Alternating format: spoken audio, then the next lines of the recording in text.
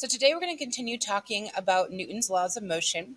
Last time we talked about the first law of motion, which, if we remember, was an object in motion will stay in motion, an object at rest will stay at rest, unless acted upon by a net force. So today we're going to talk about Newton's second law of motion. And Newton's second law is going to describe how forces exerted on an object's mass, and its acceleration are related. So how are force, mass, and acceleration related to one another?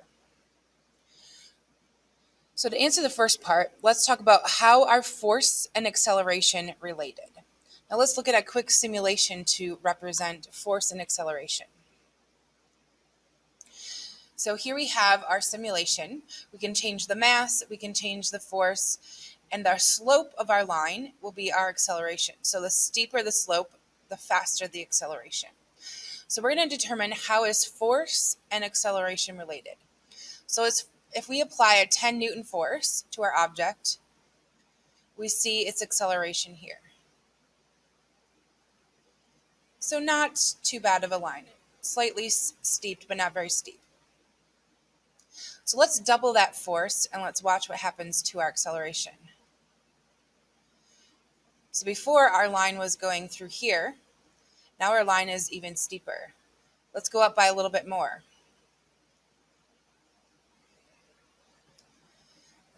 So even steeper. So the more force that we apply to our block, the faster it accelerates.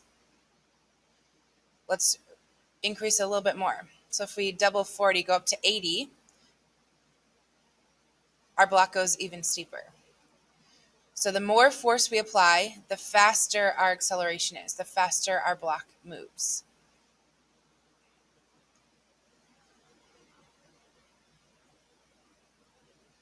So our relationship would be a direct relationship. As force increases, acceleration increases. Now let's talk about how are mass and acceleration related. Let's go back to that same simulation. Except this time we're going to leave force the same. So we're going to leave force at 10 newtons. And now let's change our mass. So if we have a 1 kilogram weight, let's look at what the line would look like. So our acceleration, not very fast. Okay. Let's say we double our mass of our object. Let's even quadruple it. So let's go up to 4 so we can see a bigger difference. We're going to leave the force the same. Our mass has changed. Let's look at what happens to our acceleration. So our acceleration is a lot slower. So before our line was going through here, now our line is going at an even slower rate. Okay, let's increase it again. Let's double it again. Oh, we can only go up to 5. So let's push it again and see what happens. So even slower. Let's do that again with a smaller mass. So a little bit faster with our mass getting a little bit smaller. Okay, if we go back down to 1, we can see our object moves a lot faster. So the smaller the mass, the more acceleration there is. So we would say that's an indirect relationship or an inverse relationship. So as mass increases, your acceleration decreases. So they do the opposite of one another. If you remember, force and acceleration, the more force you apply, the faster it goes. That was direct relationship. As one increases, the other one increases. And now we have mass and acceleration. So as our mass increases, our acceleration should decrease. It should get slower. So the more mass you have, the slower the object moves. The more force you have, the faster the object moves. So we can relate these two relationships between acceleration and force and mass and force with a mathematical equation. And so this equation is Newton's second law. So second law says that force equals mass times acceleration. So if we remember, force is measured in the unit of newtons. Mass is going to be measured in the unit of kilograms, so kg.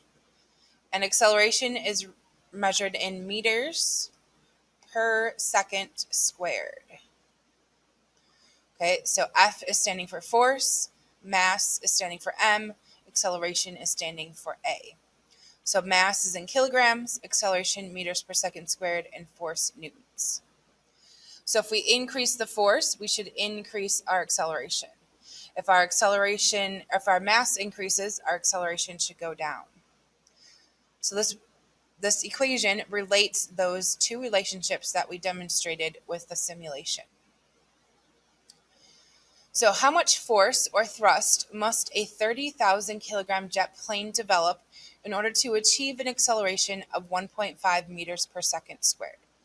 So in all of these problems, I like to write out my variables. So my mass, measured in kilograms, is 30,000.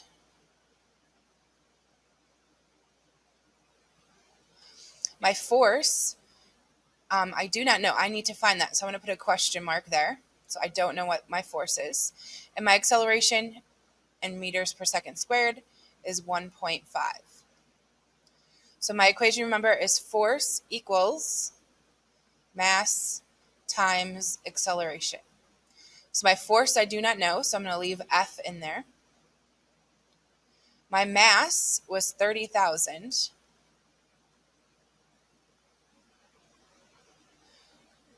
I'm going to times it by the acceleration of 1.5. So we're going to plug that into your calculator and get an answer.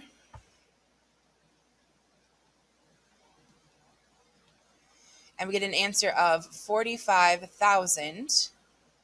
And if you remember, force is measured in newtons. So N for newtons. So on your homework, on your practice examples, it helps if you write out what each variable is. Put a question mark for the one you don't know.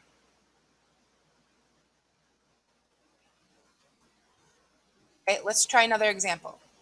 So suppose we know the force and the mass and we want to find the acceleration. For example, what acceleration is produced by a force of 2,000 newtons applied to a 1,000 kilogram car? So let's look for the mass. So mass, remember, should be measured in kilograms. So here's our mass, 1,000. Our force should be measured in newtons. So here's our newtons. And that means we need to find our acceleration. So it asks, what is the acceleration? So same equation, force equals mass times acceleration. I know my force, so I'm going to plug in 2,000 for F. I know my mass is 1,000, M, so I'm going to plug in 1,000. And I need to solve for A. So to get A by itself, I need to move the 1,000 to the other side. So I'm multiplying by it, so I need to divide to cancel it. So it cancels here. Got to do the same thing to the other side of the equation. So to get my acceleration, I'm going to take 2,000 divided by 1,000.